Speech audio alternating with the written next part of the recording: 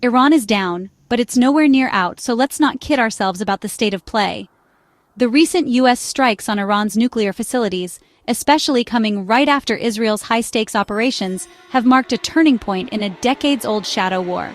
But here's the uncomfortable truth: the danger hasn't passed. Not by a long shot.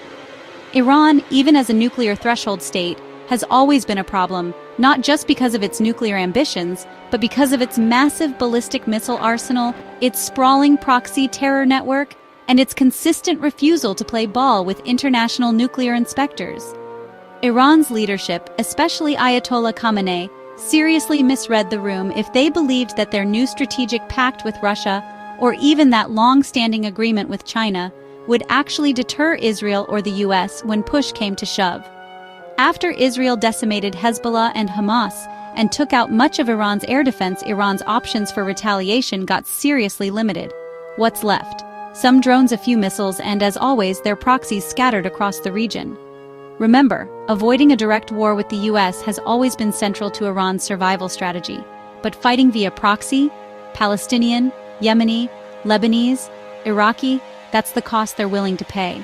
And it's cost us thousands of US casualties, both civilian and military, over the years. This is exactly why I believe the US intelligence community has got to stay laser-focused on Iran's relationship with Al-Qaeda. More than a decade ago, Iran offered sanctuary to Saif al-Adil, who's now the leader of Al-Qaeda. This is a man with deep ties to the 9/11's hijackers, a hand in developing weapons of mass destruction for Al-Qaeda, and a long-standing partnership with Iran's Revolutionary Guard Corps. He's directed operations from Iran, traveled freely between there and Afghanistan, and helped keep Al-Qaeda's global network alive. Iran's collusion with Al-Qaeda isn't new. After the US invaded Iraq in 2003, Iran deliberately let Al-Qaeda operatives funnel through Syria into Iraq, targeting both US troops and Iraqi civilians. This kind of Machiavellian strategy let Iran expand its influence, all while pretending to keep its hands clean.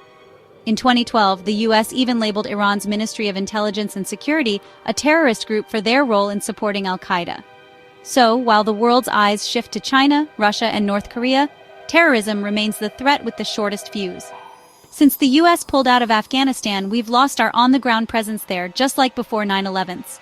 Afghanistan is once again a safe haven for terrorists plotting their next move. Iran would love nothing more than to sit back, hide its involvement, and let Al-Qaeda or others deliver a blow that forces the US to turn inward, draining our resources and attention.